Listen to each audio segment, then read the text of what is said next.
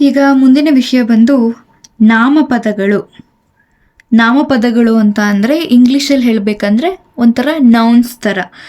ಅಂದರೆ ಹೆಸರುಗಳನ್ನೇ ನಾಮಪದಗಳು ಅಂತೀವಿ. ಯಾವುದೇ ವ್ಯಕ್ತಿ, ವಸ್ತು, ಪ್ರಾಣಿ, ಸ್ಥಳ ಇವುಗಳ ಹೆಸರನ್ನ ನಾವು ಹೇಳಿದಾಗ ಅದೇ ನಾಮಪದಗಳಾಗತ್ತೆ. ನಾಮಪದಗಳಲ್ಲಿ ನಮಗೆ ತುಂಬ ವಿಭಾಗಗಳಿದ್ದಾವೆ. ಅದರಲ್ಲಿ ಮೊದಲನೇದು ವಸ್ತುವಾಚಕಗಳು.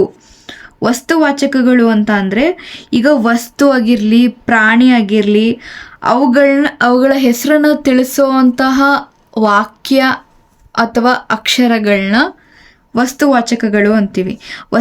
ವಸ್ತುವಾಚಕಗಳಲ್ಲಿ ಎರಡು ವಿಭಾಗ: ರೂಢನಾಮ, ಅಂಕಿತನಾಮ. ರೂಢನಾಮ ಅಂದರೆ ರೂಢಿಯಿಂದ ಬಂದ ಹೆಸರು. ಯಾವ ರೀತಿ ಅಂದರೆ ಈಗ ನಾವು ಯಾವುದಾದ್ರೂ ಒಂದು ಬೆಟ್ಟನ ನೋಡಿದ್ರೆ ಆ ಬೆಟ್ಟದ ಹೆಸರು ಹೇಳೋ ಬದಲು ನಾವು ಆ ಬೆಟ್ಟ ನೋಡು, ಆ ನದಿ ನೋಡು ಅಂತ ಹೇಳ್ತೀವಿ. ಅಂದರೆ ರೂಢಿಯಿಂದ ಬಂದಂತಹ ಅಕ್ಷರಗಳೇ, ರೂಢಿಯಿಂದ ಬಂದಂತಹ ನಾಮಗಳೇ ರೂಢನಾಮ. ಅಂಕಿತನಾಮ ಅಂದರೆ ಪರ್ಟಿಕ್ಯುಲರ್ ಆಗಿ ಹೆಸರುಗಳನ್ನ ಇಕ್ತೀವಿ ನಾವು. ಈಗ ಆ ಬೆಟ್ಟ ನೋಡು ಅಂತ ಹೇಳ್ತಿದ್ದವರು ಏನಂತೀವಿ, ಓ ಆ ಸಾವಣದುರ್ಗ ಬೆಟ್ಟನ ನೋಡು. ಆ ಹೆಸರುಗಳನ್ನ ನಾವು ಇಕ್ತೀವಿ. ಹೆಸರುಗಳಿರುತ್ತೆ. ಯಾವುದೇ ವಸ್ತು ಅಥವಾ ಪ್ರಾಣಿ ಅಥವಾ ಯಾವುದಾದ್ರೂ ಒಂದು ಜಾಗದ ಹೆಸರನ್ನು ಅಂಕಿತನಾಮ ಅಂತೀವಿ. ರೂಢನಾಮ ಅಂದರೆ ರೂಢಿಯಾಗಿ ಕರೆದಂತಹ ಹೆಸರುಗಳು. ಇದರಲ್ಲಿ ಮತ್ತೊಂದು ಭಾಗ ಅನ್ವರ್ಥನಾಮ. ಅನ್ವರ್ಥನಾಮ ಅಂದರೆ ನಾವು ಮಾಡುವಂತಹ ಕೆಲಸಗಳಿಗೆ ಅಥವಾ ನಮ್ಮ ಲಕ್ಷಣಕ್ಕೆ ಅಥವಾ ನಮ್ಮ ನೇಚರ್ಗೆ ಕರೆಯುವಂತಹ ಹೆಸರೇ ಅನ್ವರ್ಥನಾಮ. ಅಂದರೆ ಶಿಕ್ಷಕ, ಚಾಲಕ, ಕುಟುಂಬ, ಆ ಥರ. ಈಗ ಇದನ್ನು ನೀವು ನೋಡ್ಬೋದು. ನೇಮ್ ಇದೇನಾಗತ್ತೆ, ಇದು ರೂಢನಾಮ. ನೇಮ್ ಅಂದರೆ ಹೆಸರು ರೂಢನಾಮ. ಈಗ ತನು ಅಂತ ಇರುತ್ತೆ ಅಂದ್ಕೊಳ್ಳಿ. ಅಂದರೆ ನಿಮ್ಮ ನೇಮ್ ಏನು ಅಂದರೆ ತನು ಅಂತ ಹೇಳ್ತಾರೆ. ತನು ಅಂದರೆ ಇದು ಅಂಕಿತನಾಮ. ಈಗ ಪ್ರೊಫೆಷನ್, ನೇಚರ್ ಏನೇ ಆಗಿರಲಿ, ಈಗ ತನು ಅನ್ನೋ ಹುಡುಗಿ ಶಿಕ್ಷಕಿ ಆಗಿರ್ತಾಳೆ ಅಥವಾ ಕುರುಡಿ ಆಗಿರ್ತಾಳೆ, ಇದೇನಾಗುತ್ತೆ, ಅನ್ವರ್ಥನಾಮ ಆಗುತ್ತೆ. ನಂತರ ಗುಣವಾಚಕಗಳು. ಗುಣವಾಚಕಗಳು ಅಂತಂದರೆ ಗುಣಗಳನ್ನ ತಿಳಿಸುವಂತಹ ಹೆಸರುಗಳು ಅಥವಾ ಅಕ್ಷರಗಳು. ಈಗ ಅದರ ಗುಣ ಅಂದರೆ ಅಯ್ಯೋ ಇವ್ರು ಒಳ್ಳೆಯವರು, ಅಯ್ಯೋ ಇದು ಈ ಮೊಸರನ್ನ ತುಂಬ ಚೆನ್ನಾಗಿದೆ ಅನ್ನೋದು ಗುಣವಾಚಕ ಆಗುತ್ತೆ. ಮತ್ತು ಇದರಲ್ಲಿ ನೀವು ಇನ್ನೊಂದು ನೋಡ್ಬೋದು, ಬಿಳಿ ಅಂತ ಇದೆ. ಈಗ ಯಾರಾದರೂ ಆ ಬಿಳಿ ಬಣ್ಣ ಎಷ್ಟು ಚೆನ್ನಾಗಿದೆ ಅಲ್ವಾ ಅಂತ ಹೇಳ್ತಾರಲ್ಲ, ಏಂತಕ್ಕೆ ಬಿಳಿ ಅನ್ನೋದು ಗುಣವಾಚಕ ಆಗಿದೆ ಅಂದರೆ ಆ ಬಣ್ಣ ನೋಡು ಎಷ್ಟು ಚೆನ್ನಾಗಿದೆ ಅಂತ ಅಂದರೆ ಆ ಬಣ್ಣಕ್ಕೆ ಯಾವುದೇ ಅರ್ಥ ಇರೋದಿಲ್ಲ. ಅದೇ ಬಿಳಿ ಅನ್ನೋದನ್ನು ಬಳಸಿದ ಮೇಲೇ ಆ ಬಣ್ಣ ಚೆನ್ನಾಗಿರುತ್ತೆ. ಈಗ ಎಲ್ಲ ಬಣ್ಣನೂ ಚೆನ್ನಾಗಿರಲ್ಲ, ಕೆಲವೊಂದು ಬಣ್ಣ ಒಬ್ಬೊಬ್ರಿಗೆ ಇಷ್ಟ ಇರುತ್ತೆ. ಸೊ ಬಿಳಿ ಅಂತ ಮೆನ್ಷನ್ ಮಾಡ್ತೀವಲ್ಲ, ಇದು ಅದರ ಆ ಬಣ್ಣದ ಗುಣ.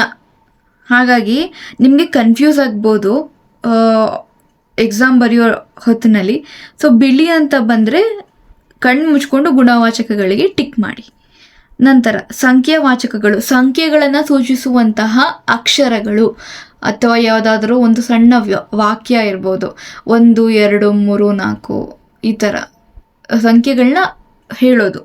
ಅದೇ ಸಂಖ್ಯೆಯ ವಾಚಕಗಳು ಅಂತ ಅಂದರೆ ಸಂಖ್ಯೆಗಳಿಂದ ಕೂಡಿದ ವಸ್ತುಗಳನ್ನು ಹೇಳುವ ಪದಗಳು. ಈಗ ಯಾವುದೋ ಒಂದು ಪದ ಹೇಳ್ತಾರೆ, ಅದರಲ್ಲಿ ಸಂಖ್ಯೆ ಕೂಡಿರುತ್ತೆ ಹೊರತು ಸಂಖ್ಯೆನೇ ಪದ ಆಗಿರೋದಿಲ್ಲ.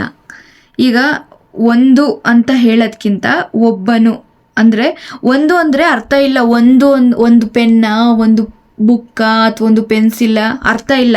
ಸುಮ್ಮನೆ 1 2 3 ಅಂತ ನಂಬರ್ ಹೇಳೋದು, ಇದು ಸಂಖ್ಯಾವಾಚಕ ಆಗುತ್ತೆ. ಸಂಖ್ಯೆಯ ವಾಚಕ ಅಂತ ಅಂದರೆ ಒಬ್ಬನು ಅಂದರೆ ಒಬ್ಬ ಹುಡುಗ ನಿಂತಿದ್ದಾನೆ ಅಂತ. ಇಬ್ಬರು ಅಂದರೆ ಇಬ್ಬರಿದ್ದಾರೆ, 2 ಜನ ಅಂತ. ಇದು ಸಂಖ್ಯಾವಾಚಕ ಆಗತ್ತೆ. ಮುಂದಿನದು ಪರಿಣಾಮವಾಚಕಗಳು. ಅಂದರೆ ವಸ್ತುಗಳ ಅಳತೆಗಳು, ಪ್ರಮಾಣ. ಅಂದರೆ ವಸ್ತು ಆಗಿರ್ಬೋದು, ಏನೇ ಆಗಿರಲಿ, ಯಾವುದಾದರೂ ಅಳತೆ ಅಥವಾ ಪ್ರಮಾಣವನ್ನು ಸೂಚಿಸುವಂತಹ ಅಕ್ಷರಗಳನ್ನ ಅಥವಾ ಸೂಚಿಸುವಂತಹ ವಾಕ್ಯಗಳನ್ನ ನಾವು ಪರಿಣಾಮವಾಚಕಗಳು ಅಂತ ಕರಿತೀವಿ. ಅಂದರೆ ಇಷ್ಟು, ಅಷ್ಟು, ಕಡಿಮೆ, ಹಲವು, ಕಡಿಮೆ, ಈ ಥರ.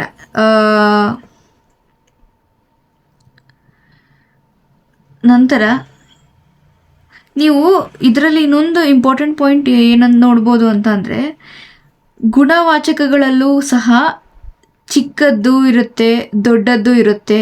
ಆ್ಯಂಡ್ ಪರಿಣಾಮವಾಚಕಗಳಲ್ಲೂ ಕೂಡ ಇದೇನಿದೆ ವಸ್ತುಗಳ ಅಳತೆ ಅಲ್ವಾ. ಈಗ ಚಿಕ್ಕದ್ದು ಅನ್ನೋದು ಇದಕ್ಕೂ ಬರುತ್ತೆ, ಇದಕ್ಕೂ ಅನ್ವಯಗೊಳ್ಳುತ್ತೆ. ಆ್ಯಂಡ್ ಎಕ್ಸಾಮಲ್ಲಿ ಈ ಎರಡೂ ವಾಚಕಗಳು ಏನಿದೆಯೋ ಅದು ಒಂದೇ ಕ್ವಶನಲ್ಲಿ ಕೇಳಲ್ಲ. ಹಾಗಾಗಿ ಕನ್ಫ್ಯೂಸ್ ಆಗಬೇಡಿ. ಇದು ಮತ್ತು ಇದು ಕರೆಕ್ಟಾಗಿ ಇನ್ನೊಂದ್ಸಲ ನೋಡ್ಕೊಳ್ಳಿ. ಮುಂದಿನದು ಪ್ರಕಾರವಾಚಕಗಳು. ವಸ್ತುಗಳ ಪ್ರಕಾರ ಸ್ಥಿತಿ ಅಂದರೆ ಯಾವುದಾದ್ರೂ ವಸ್ತು ಆಗಿರ್ಬೋದು ಅಥವಾ ಯಾರಾದರೂ ಆಗಿರ್ಬೋದು, ಮನುಷ್ಯರಾಗಿರ್ಬೋದು, ಅವ್ರ ಸ್ಥಿತಿನ ತಿಳಿಸೋದು. ಅಂದರೆ ಇಂತಹ ಸ್ಥಿತಿಯಲ್ಲಿ ಅಥವಾ ಅಂತಹ ಸಮಯದಲ್ಲಿ, ಇಲ್ಲಾಂದರೆ ಅಂಥವರು ಹೀಗೆ ಇದ್ರಂತೆ, ಇಂಥವರು ಹಾಗೆ ಇದ್ರಂತೆ, ಈ ಥರ ವಸ್ತುಗಳ ಪ್ರಕಾರ ಅಥವಾ ಇಲ್ಲಾಂದರೆ ಅದ್ರ ಸ್ಥಿತಿನ ಸೂಚಿಸುವಂಥದ್ದೇ ಪ್ರಕಾರವಾಚಕಗಳು. ಮುಂದಿನದು ದಿಗ್ವಾಚಕಗಳು. ದಿಕ್ಕುಗಳನ್ನ ಹೇಳುವಂತಹ ಅಕ್ಷರಗಳು ಅಥವಾ ದಿಕ್ಕುಗಳ ಬಗ್ಗೆ ಹೇಳುವಂತಹ ಶಬ್ದಗಳು, ಅದೇ ದಿಗ್ವಾಚಕ. ಎಕ್ಸಾಂಪಲ್ ಮೂಡಣ, ಪಡುವಣ, ಉತ್ತರ, ಮೇಲೆ, ಕೆಳಗೆ, ಹೀಗೆ. ಮುಂದಿನದು ಭಾವನಾಮಗಳು. ಭಾವನೆಗಳನ್ನ ಹೇಳುವಂತಹ ಅಕ್ಷರಗಳನ್ನು ಭಾವನಾಮಗಳು ಅಂತ ಕರೀತಾರೆ. ಹಿರಿಮೆ, ಬಿಳುಪು, ಮಾಟ, ಓಟ, ನೋಟ, ಕೆಂಪು. ಇದರಲ್ಲಿ ಇನ್ನೊಂದು ಏನು ಅಂತ ಅಂದರೆ, ಬಿಳುಪು ಕೂಡ ಕೆಂಪು ಕೂಡ ಭಾವನಾಮಗಳು ಅಂತ ಯಾಕೆ ಕೊಟ್ಟಿದ್ದಾರೆ. ಈಗ ಬಣ್ಣ ಇರ್ಬೋದು, ಆ ಬಣ್ಣ ತುಂಬ ಚೆನ್ನಾಗಿದೆ ಅಲ್ವಾ, ಅಂದರೆ ಅದರಲ್ಲಿ ಭಾವನೆ ಇಲ್ಲ. ಬಣ್ಣ ಅಂದರೆ ಯಾವ ಬಣ್ಣ ಚೆನ್ನಾಗಿದೆ, ಆ ಬಣ್ಣದಲ್ಲಿ ಭಾವನೆ ಎಲ್ಲಿದೆ. ಅದೇ ಬಿಳುಪು ಬಣ್ಣ ಅಂದರೆ ಈ ಬಿಳುಪು ಅನ್ನೋ ಒಂದು ಅಕ್ಷರ ಇಷ್ಟ, ಅಂದರೆ ಬಿಳುಪು ಅನ್ನುವಂತಹ ಒಂದು ಬಣ್ಣ ಇಷ್ಟ ಆಗಿರುತ್ತೆ. ಹಾಗಾಗಿ ನನಗೆ ಈ ಬಿಳುಪು ಬಣ್ಣ ನನಗೆ ತುಂಬ ಇಷ್ಟ ಅಂತ ಹೇಳ್ತಾರೆ. ಹಾಗಾಗಿ ಬಿಳುಪು ಬಣ್ಣ ಅಂತ ಒಂದು ಸೆಂಟೆನ್ಸ್ ಕೊಟ್ಟು ಇದರಲ್ಲಿ ಭಾವನಾಮ ಯಾವುದು ಅಂತ ಅಂದರೆ ಬಿಳುಪು ಅನ್ನೋದನ್ನು ನೀವು ಆಯ್ಕೆ ಮಾಡಬೇಕಾಗತ್ತೆ. ಇಲ್ಲಿ ನಿಮಗೆ ಕನ್ಫ್ಯೂಸ್ ಆಗ್ಬೋದು. ಗುಣವಾಚಕಗಳು ಕೂಡ ಇದು ಆಗುತ್ತೆ, ಭಾವನಾಮಗಳು ಕೂಡ ಆಗುತ್ತೆ. ಆ್ಯಂಡ್ ಕ್ವೆಶನ್ ಪ್ರಕಾರ ಮತ್ತೊಮ್ಮೆ ಹೇಳ್ತಿದ್ದೀನಿ, ನೀವು ಅಟೆಂಡ್ ಮಾಡೋ ಸಮಯದಲ್ಲಿ 2-3 ಸಲ ಪದೇ ಪದೇ ಕ್ವೆಶನ್ನ ಓದಿ ನಿಧಾನವಾಗಿ ಅರ್ಥ ಮಾಡಿಕೊಂಡು ಚೂಸ್ ಮಾಡಿ. ನಂತರ ಸರ್ವನಾಮಗಳು. ಸರ್ವನಾಮ ಅಂದರೆ ಈಗ ನಾಮಪದಗಳ ಜಾಗದಲ್ಲಿ ಬಂದು ಬಳಸಲ್ಪಡುವಂತಹ ನಾಮಗಳು ಅಥವಾ ಬಳಸಲ್ಪಡುವಂತಹ ಅಕ್ಷರಗಳನ್ನ ಸರ್ವನಾಮ ಅಂತಾರೆ. ಈಗ ಫಾರ್ ಎಕ್ಸಾಂಪಲ್, ನನ್ನ ಜೊತೆ ಯಾರೋ ಒಂದು ಸ್ನೇಹಿತೆ ಅಥವಾ ಸ್ನೇಹಿತ ನನ್ನ ಜೊತೆ ಇರ್ತಾನೆ. ಈಗ ನನ್ನ ಹೆಸರು ರಾಣಿ ಅಂತ ಇರುತ್ತೆ ಅಂದರೆ ಅವನ ಹೆಸರು ರಾಜ ಅಂತ ಅಂದ್ಕೊಳ್ಳೋಣ. ರಾಜ ರಾಣಿ ಇಂದು ನಾವು ಮೈಸೂರಿಗೆ ಹೋಗ್ತಿದ್ದೀವಿ, ಇಲ್ಲಾಂದರೆ ರಾಜ ರಾಣಿ ಮೈಸೂರಿಗೆ ಹೋಗ್ತಿದ್ದೀವಿ ಅಂದರೆ ಇಟ್ ಡಸಂಟ್ ಸೌಂಡ್ ಗುಡ್ ಅಲ್ವಾ. ಅದೇ ನಾನು ಮತ್ತು ರಾಜು ಮೈಸೂರಿಗೆ ಹೋಗ್ತಿದ್ದೀವಿ ಅಂತ ಹೇಳ್ತೀವಿ. ನಾನು ಅಂದರೆ ನನ್ನ ಹೆಸರು ಬಳಸುವಂಥ ಜಾಗದಲ್ಲಿ ನಾನು ಅಂತ ಬಳಸ್ತೀನಿ, ಅಥವಾ ಬೇರೆಯವ್ರ ಹೆಸರು ಹೇಳೋ ಜಾಗದಲ್ಲಿ ನೀನು ಅಂತೀವಿ. ಅಥವಾ ಏನಾದರೂ ಕೊಡು ಅಂತ ಅಂದರೆ ಪೆನ್ ಕೊಡು ಅಂತ ನಾವು ಕೇಳಲ್ಲ, ಅದು ಕೊಡು ಇದು ಕೊಡು ಅಂತ ಮಾತಾಡ್ತೀವಿ. ಹಾಗಾಗಿ ಅಂತಹದೇ ಸರ್ವನಾಮ ಅಂತ ಹೇಳ್ತೀವಿ. ಸರ್ವನಾಮಗಳಲ್ಲಿ 3 ವಿಭಾಗ ಇದೆ: ಆತ್ಮಾರ್ಥಕ ಸರ್ವನಾಮ, ಪ್ರಶ್ನಾರ್ಥಕ ಸರ್ವನಾಮ, ಪುರುಷಾರ್ಥಕ ಸರ್ವನಾಮ. ಆತ್ಮಾರ್ಥಕ ಸರ್ವನಾಮ ಅಂದರೆ ನಾವು ಒಂದು ವ್ಯಕ್ತಿಯನ್ನು ಗೌರವಿತವಾಗಿ ನಾವು ಕರೆಯೋದು ಅಂತ ಹೇಳ್ಬೋದು. ಅಥವಾ ನಮ್ಮ ಬಗ್ಗೆನೇ ನಾವು ಗೌರವಿತವಾಗಿ ಅಂದರೆ ಆ ಒಂದು ವ್ಯಕ್ತಿಯ ಬಗ್ಗೆ ಮಾತ್ರ, ತಾನು, ತಾವು, ತನ್ನ, ತಮ್ಮ, ಈ ರೀತಿ ಬಳಸುವಂತಹ ಸರ್ವನಾಮಗಳೆಲ್ಲ ಆತ್ಮಾರ್ಥಕ ಸರ್ವನಾಮಗಳು. ಪ್ರಶ್ನಾರ್ಥಕ ಸರ್ವನಾಮಗಳು ಅಂದರೆ ಯಾವುದಾದ್ರೂ ಒಂದು ಅಕ್ಷರ ಪ್ರಶ್ನೆಯನ್ನು ಸೂಚಿಸುವಂತಹದ್ದು. ಈಗ ಇಂಗ್ಲೀಷಲ್ಲಿ ವಾಟ್, ಹೌ, ವೇರ್, ಹೂಮ್, ಹೂ ಅಂತ ಬಳಸ್ತೀವಲ್ಲ, ಅದೇ ಇಲ್ಲಿ ಯಾರು, ಯಾವುದು, ಏನು ಅಂತ ಬಳಸ್ತೀವಲ್ಲ, ಇದೇ ಪ್ರಶ್ನಾರ್ಥಕ ಸರ್ವನಾಮ. ಪುರುಷಾರ್ಥಕ ಸರ್ವನಾಮ ಅಂತ ಅಂದರೆ ಈ ರೀತಿ ಅದು, ನೀನು, ನಾನು ಏನಂತಾರೆ ಹೆಸರಿಟ್ಟು ಕರೆಯುವಂತಹ ಜಾಗದಲ್ಲಿ ಈಗ ಸುಮ್ಮನೆ ಒಂದೊಂದು ಅಕ್ಷರ ಕೊಟ್ಟು ಕರೆಯೋದು, ಅದು, ನೀನು, ನಾನು ಅಂತ ಇವುಗಳನ್ನ ಏನು ಕರೀತಾರೋ ಇದೇ ಪುರುಷಾರ್ಥಕ ಸರ್ವನಾಮ. ಈಗ ಮುಂದಿನ ಟಾಪಿಕ್ಕಿಗೆ ಹೋಗೋಣ, ಕ್ರಿಯಾಪದಗಳು. ಮುಂದಿನ ಟಾಪಿಕ್ ಬಂದು ಕ್ರಿಯಾಪದಗಳು. ಕ್ರಿಯಾಪದಗಳು ಅಂತ ಕ್ರಿಯೆ ಅಥವಾ ಕ್ರಿಯಾ ಅಂದರೆ ಆ್ಯಕ್ಷನ್ ಅಂತಲೇ ಹೇಳ್ಬೋದು. ಯಾವುದೇ ಒಂದು ಆ್ಯಕ್ಷನ್ ಅಥವಾ ಯಾವುದೇ ಒಂದು ಮೂಮೆಂಟ್ಸ್ ಏನು ನಡೆಯುತ್ತೋ ಅದನ್ನು ಕ್ರಿಯಾ ಅಂತಾರೆ. ಇಲ್ಲಿ ಕೊಟ್ಟಿದ್ದಾರೆ ನೋಡಿ, ಕ್ರಿಯೆಯ ಅರ್ಥ ಕೊಡುವ ಪದಗಳಿಗೆ ಆ್ಯಕ್ಷನ್ ಅನ್ನುವ ಒಂದು ಅರ್ಥ, ಅಂದರೆ ಏನಾದರೂ ಒಂದು ಸೆಂಟೆನ್ಸ್ ಹೇಳಿದ್ರೆ ಅದರಲ್ಲಿ ಒಂದು ಆ್ಯಕ್ಷನ್ ಕಾಣಿಸ್ತಿದೆ, ಅಂದರೆ ಏನೋ ಒಂದು ಮಾಡ್ತಿದ್ದಾರೆ, ಅದೇ ಕ್ರಿಯಾಪದ ಆಗತ್ತೆ. ಧಾತು ಅಂದರೆ ಕ್ರಿಯಾಪದದ ಮೂಲ ರೂಪಕ್ಕೆ ಧಾತು ಎನ್ನುತ್ತಾರೆ. ನಿಮಗೆ ಒಂದು ನಿಮಿಷ ಇದರಲ್ಲಿ ತೋರಿಸ್ತೀನಿ. ಒಂದು ಧಾತು, ಇನ್ನೊಂದು ಆಗಮಾಕ್ಷರ, ಆಖ್ಯಾತ ಪ್ರತ್ಯಯ, ಈ ಮೂರು ಸೇರಿದ್ರೇ ಕ್ರಿಯಾಪದ ಆಗತ್ತೆ. ಧಾತು ಅಂದರೆ ಕ್ರಿಯಾಪದನೇ, ಬಟ್ ಬೇರೆ ರೀತಿ. ಈಗ ನೋಡು ಅಂತ ಬಂದರೆ ಧಾತು, ಅದೇ ನೋಡಿದನು ಅಥವಾ ನೋಡುವನು ಅಂತ ಏನಾದರೂ ಒಂದು ಪಕ್ಕದಲ್ಲಿ ಒಂದನ್ನ ಹೆಚ್ಚಿಗೆ ಸೂಚಿಸಿದ್ರೆ ಅದು ಕ್ರಿಯಾಪದ ಆಗತ್ತೆ. ಬರೀ ಕೇವಲ ನೋಡು, ಕೂರು, ಎದ್ದೇಳು, ಬರು, ಹೋಗು ಇಂತಹ ಅಕ್ಷರಗಳೆಲ್ಲ ಏನಾಗುತ್ತೆ, ಧಾತು ಆಗುತ್ತೆ. ಈ ಒಂದು ಧಾತು ಜೊತೆ ಆಗಮ ಅಕ್ಷರ ಮತ್ತು ಅಖ್ಯಾತ ಪ್ರತ್ಯಯ ಎಲ್ಲ ಸೇರಿದ್ರೆ, ಅಂದರೆ ಅನು, ಅದೇ, ಇದು, ಈ ಥರ ಒಂದು ಅಕ್ಷರಗಳು ಸೇರಿ ಆಗುವಂತಹ ಪದಗಳೇ ಕ್ರಿಯಾಪದ ಆಗಿದೆ. ಮತ್ತು ನಾವು ನೋಡ್ಬೋದು ಧಾತುಗಳಲ್ಲಿ 2 ವಿಭಾಗ ಇದೆ, ಸಕರ್ಮಕ ಧಾತು ಮತ್ತು ಅಕರ್ಮಕ ಧಾತು. ಸಕರ್ಮಕ ಧಾತು ಅಂತ ಅಂದರೆ ಅರ್ಥಪೂರ್ಣತೆಗಾಗಿ ಕರ್ಮ ಪದವನ್ನು ಅಪೇಕ್ಷಿಸುವ ಧಾತುಗಳು. ಅಂದರೆ ಆಲ್ರೆಡಿ ಧಾತು ಇರುತ್ತೆ, ಅದರಲ್ಲಿ ಒಂದು ಆ್ಯಕ್ಷನ್ನ ಅದು ಎಕ್ಸ್ಪೆಕ್ಟ್ ಮಾಡುತ್ತೆ, ಅದೇ ಆ ಪದಗಳೇ ಸಕರ್ಮಕ ಧಾತು. ಮಾಡು, ತಿನ್ನು, ಕೊಡು, ಆಡು ಇವೆಲ್ಲ ಒಂದು ಆ್ಯಕ್ಷನ್ನ ಸೂಚಿಸುತ್ತೆ. ಮಾಡು ಅಂತ ಅಂದರೆ ಏನಾದರೂ ಒಂದು ಮಾಡ್ತಾರೆ, ತಿನ್ನು ಅಂತಂದರೆ ಏನಾದರೂ ಒಂದು ತಿಂತಾರೆ, ಬಟ್ ಏನು ತಿಂತಾರೆ ಅಂತ ಹೇಳಲ್ಲ, ಹಾಗಾಗಿ ಇದನ್ನು ಧಾತು ಅಂತ ಅಂತಾರೆ. ಅಕರ್ಮಕ ಧಾತು ಅಂದರೆ ಕರ್ಮಪದವನ್ನು ಬಯಸದೇ ಇರುವ ಧಾತುಗಳು. ಇದು ಅಂತಂದರೆ ಕರ್ಮಪದವನ್ನು ಬಯಸುವಂತಹ ಧಾತುಗಳು, ಇದು ಕರ್ಮಪದವನ್ನು ಬಯಸದೇ ಇರುವಂತಹ ಧಾತುಗಳು. ಓಡು, ಓದು, ಹೋಗು, ನಾಚು. ಇದರಲ್ಲಿ ಅಕರ್ಮಕ ಧಾತುಗಳಲ್ಲಿ 2 ಪ್ರಯೋಗಗಳಿದ್ದಾವೆ, ಕರ್ತರಿ ಪ್ರಯೋಗ, ಕರ್ಮಣಿ ಪ್ರಯೋಗ. ಇದೆಲ್ಲ ಅಷ್ಟು ಇಂಪಾರ್ಟೆಂಟ್ ಅಲ್ಲ, ಬಟ್ ಸ್ಟಿಲ್ ಇದನ್ನು ಒಂದ್ಸಲ ಹೇಳ್ತೀನಿ, ಕೇಳಿಸ್ಕೊಳ್ಳಿ. ಈಗ ಒಂದು ಧಾತು ಇರುತ್ತೆ, ಧಾತು ಅಥವಾ ಕ್ರಿಯಾಪದ ಇರುತ್ತೆ, ಆ ಧಾತುಗಳಲ್ಲಿ ಲಿಂಗ ಸೇರ್ಕೊಳ್ಳುತ್ತೆ. ಅಂದರೆ ಈಗ ಓಡು ಅನ್ನೋದ್ರ ಸೆಂಟೆನ್ಸಲ್ಲಿ ಅಥವಾ ಓಡು ಅನ್ನೋ ಒಂದು ಅಕ್ಷರದಲ್ಲಿ ಓಡಿದನು ಅಂತ ಹಾಕಿದ್ರೆ, ಓಡಿದನು ಅಂದರೆ ಒಂದು ಹುಡುಗ ಓಡ್ತಿದ್ದಾನೆ ಅನ್ನೋದು ಒಂದು ಅರ್ಥ ಸಿಗುತ್ತೆ ನಮಗೆ. ಹಂಗೆ ಭೀಮನು ಅನ್ನವನ್ನು ಉಂಡನು, ಈಗ ಭೀಮನು ಅನ್ನವನ್ನು ಅಂತ ಅಂದಿದ್ರೆ ಇದು ಬೇರೆ ಸೆಂಟೆನ್ಸ್ ಆಗ್ತಿತ್ತು, ಬಟ್ ಇಲ್ಲಿ ಏನಂತ ಹೇಳಿದರೆ ಉಂಡನು ಅಂದರೆ ಇಲ್ಲಿ ಒಂದು ಹುಡುಗ ಅಂದರೆ ಒಂದು ಲಿಂಗವನ್ನು ಇಲ್ಲಿ ತೋರಿಸ್ತಿದೆ, ಲಿಂಗವನ್ನು ಹೇಳ್ತಾ ಇದೆ. ನಂತರ ಕರ್ಮಿಣಿ ಪ್ರಯೋಗ, ಸಕರ್ಮಕ ಧಾತುಗಳ ಮೇಲೆ ಅಲ್ಪಡು ಪ್ರತ್ಯಯಗಳು ಸೇರಿದಾಗ ಕರ್ಮಿಣಿ ಪ್ರಯೋಗದ ವಾಕ್ಯವಾಗುತ್ತದೆ. ಈಗ ಇದು ಅಂದರೆ ಡೈರೆಕ್ಟಾಗಿ ಇವನು ಉಂಡನು ಅಂದರೆ ಹುಡುಗ ಅಂತ ನಮ್ಗೆ ಡೈರೆಕ್ಟಾಗಿ ಗೊತ್ತಾಗುತ್ತೆ. ಭೀಮನಿಂದ ಅನ್ನವು ಉಣ್ಣಲ್ಪಟ್ಟಿತ್ತು ಅಂದರೆ ಇಂಡೈರೆಕ್ಟಾಗಿ, ಆಲ್ಮೋಸ್ಟ್ ಇಂಡೈರೆಕ್ಟಾಗಿ ಲಿಂಗವನ್ನು ಹೇಳದೆ ಹೇಳಿರುವಂತಹ ಒಂದು ವಾಕ್ಯ ಇದಾಗಿದೆ. ಅದಕ್ಕಾಗಿ ಇದನ್ನು ಕರ್ಮಣಿ ಪ್ರಯೋಗ ಅಂತ ಹೇಳ್ತಾರೆ. ನಂತರ ಇದು ಒಂದ್ಸಲ ನೋಟ್ ಮಾಡ್ಕೊಳ್ಳಿ, ಇದು ಇಂಪಾರ್ಟೆಂಟ್ ಇರ್ಬೋದು, ಬಟ್ 50-50 ಅಂತಲೇ ಹೇಳ್ಬೋದು. ಕ್ರಿಯಾಪದಗಳ ವಿಧಗಳು. ಕ್ರಿಯಾಪದಗಳಲ್ಲಿ ವಿಧಗಳಿದ್ದಾವೆ. ಒಂದು ವಿದ್ಯಾರ್ಥಕ, ನಿಷೇಧಾರ್ಥಕ, ಸಂಭವನಾರ್ಥಕ, ಪ್ರೇರಣಾರ್ಥಕ. ವಿದ್ಯಾರ್ಥಕ ಅಂದರೆ ಈಗ ಯಾವುದೇ ಒಂದು ಕ್ರಿಯಾಪದ ಅಥವಾ ಯಾವುದೇ ಒಂದು ಅಕ್ಷರ ಇರ್ಬೋದು, ಅದೇನಾದರೂ ಆಜ್ಞೆ ಮಾಡಿದರೆ ಅಥವಾ ಅದರಲ್ಲಿ ಏನಾದರೂ ಪ್ರಾರ್ಥನೆ ಇದ್ದರೆ, ಅದರಲ್ಲಿ ಆಶೀರ್ವಾದ ಇದ್ದರೆ, ಅನುಮತಿ, ಶಾಪ ಅಥವಾ ವಿಜ್ಞಾಪನೆ ಇಂತಹ ವಿಷಯಗಳು ಇದ್ದರೆ, ಅಥವಾ ಇಂತಹ ವಿಷಯಗಳು ಕೂಡಿರಲ್ಪಟ್ಟಿರುವಂತಹ ಒಂದು ಅಕ್ಷರ ಆಗಿದ್ದರೆ ಅದು ವಿದ್ಯಾರ್ಥಕ ಆಗುತ್ತೆ. ಫಾರ್ ಎಕ್ಸಾಂಪಲ್ ಮಾಡಲಿ, ತಿನ್ನಲಿ, ಓದಲಿ, ಬರೆಯಲಿ. ಮಾಡಲಿ ಅಂದರೆ ಏನೋ ಪರ್ಮಿಷನ್ ಕೊಡೋ ಥರ ಆಜ್ಞೆ, ತಿನ್ನಲಿ ಅಂತ ಅಂದರೆ ಅದು ಆಜ್ಞೆ, ಓದಲಿ, ಬರೆಯಲಿ, ಪ್ರಾರ್ಥನೆ, ಆಶೀರ್ವಾದ, ಅನುಮತಿ ಹೀಗಾಗತ್ತೆ. ನಂತರ ನಿಷೇಧಾರ್ಥಕ, ಈಗ ಒಂದು ಅಕ್ಷರ ಇರುತ್ತೆ, ಅದು ಕ್ರಿಯಾಪದ ಅಂದರೆ ಒಂದು ಆ್ಯಕ್ಷನ್ನ ಸೂಚಿಸುವಂತಹ ಒಂದು ಅಕ್ಷರ.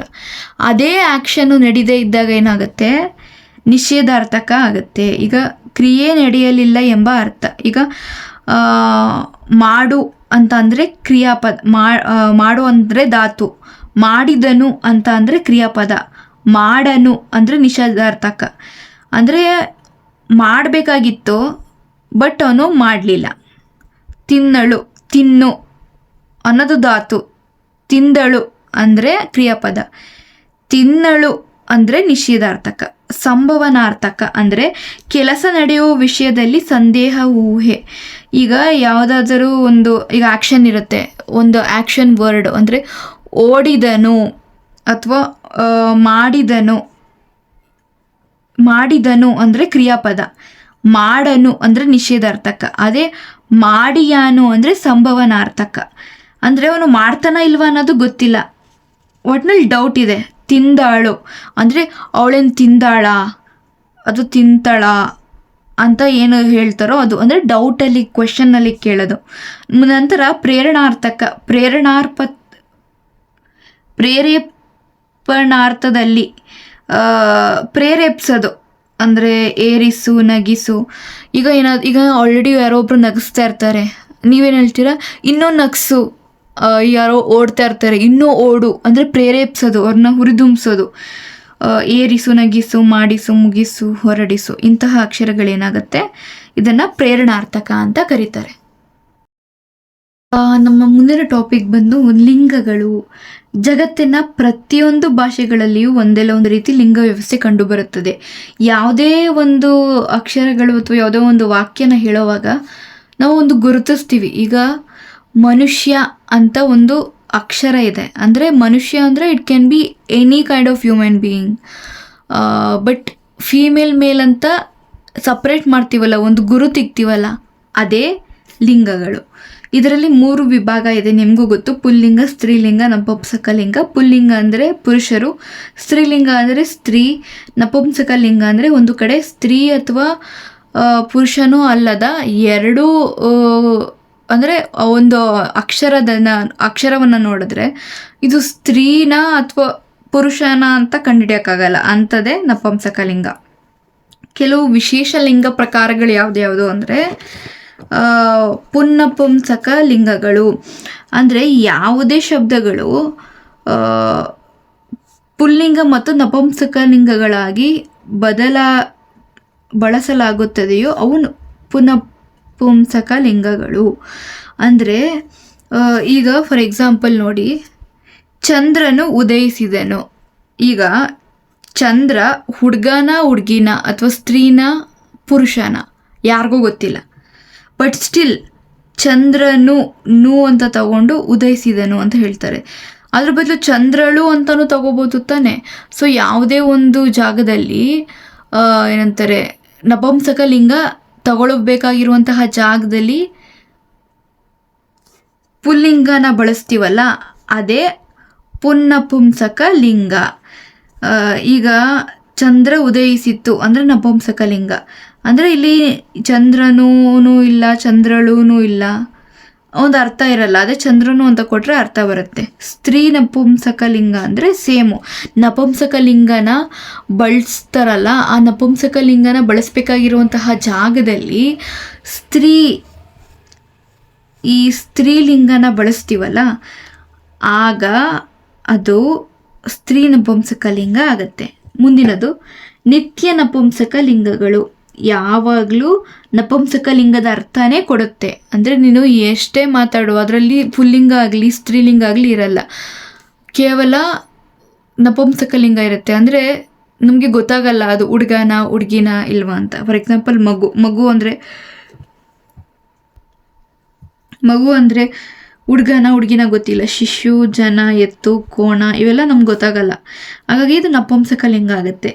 ವಿಶೇಷ್ಯಧೀನ ಲಿಂಗ ಅಂದರೆ ಸರ್ವನಾಮ, ಗುಣವಾಚಕ, ಸಂಖ್ಯಾವಾಚಕಗಳು, ಯಾವುದೇ ಒಂದು ಅಕ್ಷರಗಳಿರ್ಬೋದು, ಅದರಲ್ಲಿ ಅದರದೇ ಆದಂತಹ ಲಿಂಗವಿಲ್ಲ. ಈಗ ನೀನು ತಂದೆ ಅಂತ ಈಗ ರ್ಯಾಂಡಮ್ ಸೆಂಟೆನ್ಸು, ಅದರಲ್ಲಿ ಸ್ತ್ರೀಲಿಂಗ, ಪುಲ್ಲಿಂಗ, ನಪುಂಸಕಲಿಂಗ ಏನಾದರೂ ಮಿಕ್ಸ್ ಆಗಿರಲಿ, ಒಟ್ಟಿನಲ್ಲಿ ರ್ಯಾಂಡಮ್ ಥಿಂಗ್ಸ್ ಏನು ಬರುತ್ತೋ ಅದೇ ವಿಶೇಷಧೀನ ಲಿಂಗ. ಇದು ಅಷ್ಟೇನು ಇಂಪಾರ್ಟೆಂಟ್ ಅಲ್ಲ, ಬಟ್ ಇಷ್ಟನ್ನು ನೋಡ್ಕೊಳ್ಳಿ. ನಂತರ ಮುಂದಿನ ಟಾಪಿಕ್ ಬಂದು ವಚನಗಳು. ವಚನಗಳು ಅಂತ ಅಂದರೆ ಸಂಖ್ಯೆಯನ್ನು ಸೂಚಿಸುವಂತಹ ಅಕ್ಷರಗಳು. ಅದು ಈಗ ಯಾವುದೇ ಪ್ರಾಣಿ, ಪಕ್ಷಿ ಅಥವಾ ಜನ ಆಗಿರ್ಬೋದು, ಜಾಗ ಆಗಿರ್ಬೋದು, ಏನೇ ಆಗಿರಲಿ, ಅದರಲ್ಲಿ ಸಂಖ್ಯೆ, ಆ ಒಂದು ಪದದ ಜೊತೆಗೆ ಒಂದು ಸಂಖ್ಯೆಯನ್ನು ಏನು ಹೇಳ್ತಾರೋ ಅದೇ ವಚನಗಳು. ವಚನಗಳಲ್ಲಿ 2 ಭಾಗ ಇದೆ, ಏಕವಚನ, ಬಹುವಚನ. ಏಕವಚನ ಅಂದರೆ ಒಂದು ವಸ್ತು ಅಂದರೆ ಒಂದನ್ನು ಹೇಳೋದು, ಸಿಂಗುಲರ್ ಅಂತ ಏನು ಹೇಳ್ತಾರೋ ಅದು. ನಿಮಗೆಲ್ಲ ಇದಾಗಲೇ ಈ 2 ತುಂಬ ಏನಂತಾರೆ ಹೆಚ್ಚಾಗಿ ತಿಳಿದಿರುವಂತಹ ಟಾಪಿಕ್ ಇದಾಗಿದೆ, ಹಾಗಾಗಿ ಇದ್ರ ಮೇಲೆ ನಾನು ಹೆಚ್ಚು ಕಾನ್ಸಂಟ್ರೇಟ್ ಮಾಡಲ್ಲ. ಬಹುವಚನ ಅಂತ ಅಂದರೆ 2 ಅಥವಾ 2ಕ್ಕಿಂತ ಹೆಚ್ಚು ಅಂದರೆ ಮರ್ಯಾದೆ ಕೊಟ್ಟು ಮಾತಾಡೋದಕ್ಕೆ ಬಹುವಚನ ಅಂತಾರೆ. ಏಕವಚನ ಅಂದರೆ ಒಬ್ರೊಬ್ಬರನ್ನೇ ಹೆಸರಿಟ್ಟು ಕರೀತಾರೆ, ಹಾಗಾಗಿ ಅದನ್ನು ಏಕವಚನ ಅಂತ ಹೇಳ್ತೀವಿ. ಸೊ ನಮ್ಮ ಮುಂದಿನ ಟಾಪಿಕ್ ಬಂದು ಸಂಧಿಗಳು. ಮುಂದಿನ ಒಂದು ಟಾಪಿಕ್ ಬಂದು ಸಂಧಿಗಳು. 2 ಅಕ್ಷರಗಳು ಸ್ಥಳ, ಕಾಲ, ವಿಳಂಬವಾಗದಂತೆ ಪರಸ್ಪರ ಸೇರಿದರೆ. ಈಗ ಯಾವುದಾದ್ರೂ 2 ಇಲ್ಲಿ ತಗೊಳ್ಳೋಣ, ಯಾವುದಾದ್ರೂ 2 ಅಕ್ಷರಗಳು. ಈ 2 ಅಕ್ಷರನ ಒಂದರಲ್ಲಿ ಸ್ಥಳ ಇದೆ, ಇನ್ನೊಂದರಲ್ಲಿ ಕಾಲ ಅಂದರೆ ಭೂತಕಾಲ, ವರ್ತಮಾನ ಕಾಲ, ಈ ಥರ ಕಾಲಗಳು, ಟೆನ್ಸ್ಗಳಂತ ಹೇಳ್ಬೋದು. ಸೊ ಇವೆರಡೂ ಜಾಯಿಂಟ್ ಮಾಡಿದಾಗ ನಮ್ಮ ಮುಂದಿನ ಟಾಪಿಕ್ ಬಂದು ಸಂಧಿಗಳು. ಸಂಧಿಗಳಲ್ಲಿ ಈಗ ಯಾವುದಾದ್ರೂ 2 ಅಕ್ಷರಗಳು, ಅದು ಕಾಲ, ಅದು ಸ್ಥಳ ಆಗಿರ್ಬೋದು, ಕಾಲ ಆಗಿರ್ಬೋದು, 2 ಜಾಯಿಂಟ್ ಆಗಿ ಅದರ ಒಂದು ಅಕ್ಷರನ ಕೊಡುತ್ತೆ. ಅಂದರೆ ಇವೆರಡೂ ಅಕ್ಷರದ ಮೀನಿಂಗ್ ಏನಿರುತ್ತೆ ಅದು ಕೆಡದಂತೆ ಒಂದು ಅಕ್ಷರ ಉಂಟಾಗುತ್ತಲ್ಲ, ಅದೇ ಸಂಧಿಗಳು. ಅಂದರೆ ಈಗ 2 ಕಾಂಬಿನೇಷನ್ ಆಫ್ 2 ವರ್ಡ್ಸ್ ಅಂತ ಹೇಳ್ಬೋದು. Combination of 2 words that gives a proper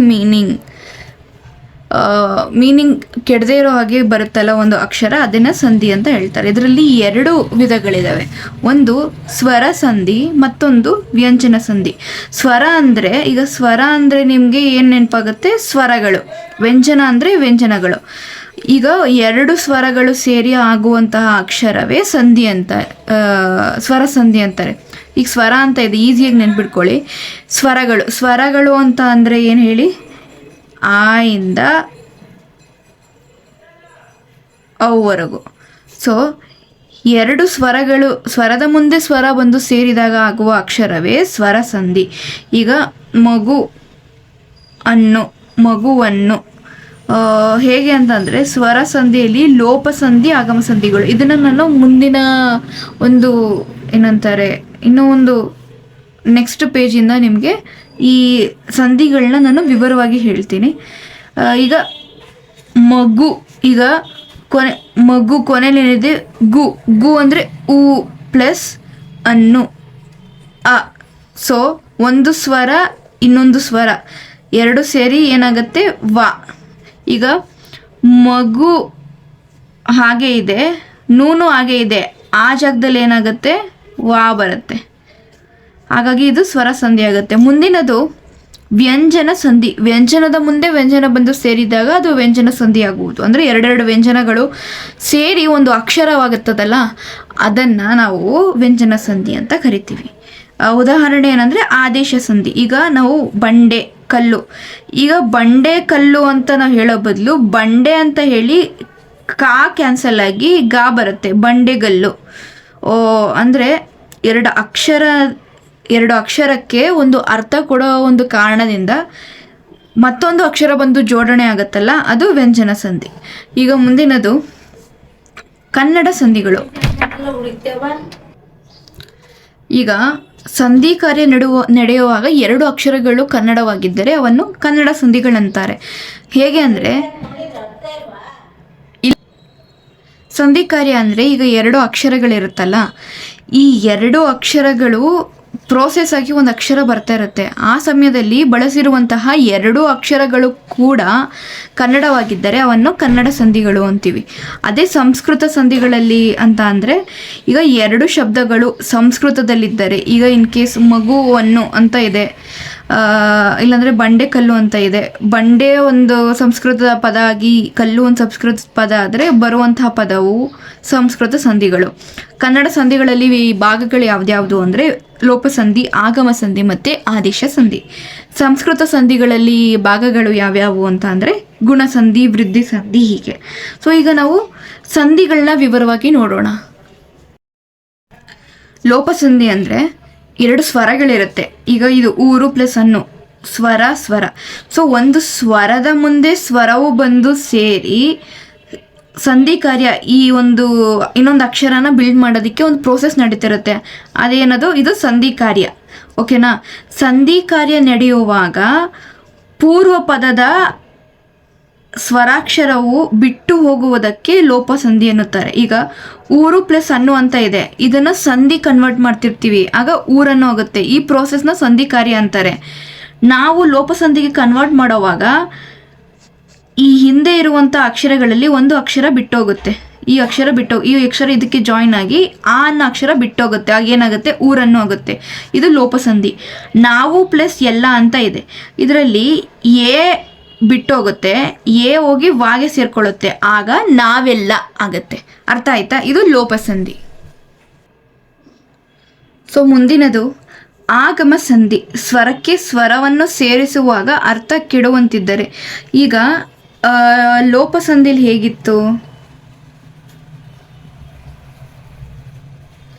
ಒಂದು ಸ್ವರ ಇನ್ನೊಂದು ಸ್ವರ 2 ಒಟ್ಟಿಗೆ ಗೂಡಿ ಒಂದು ಸಂಧಿ ಆಗುವಾಗ ಈ 2 ಪದದ ಅರ್ಥಗಳು ಕೆಡದಂತೆ ಒಂದು ಪದ ಉತ್ಪತ್ತಿಯಾದಾಗ ಅದು ಲೋಪಸಂಧಿ ಆಗುತ್ತೆ.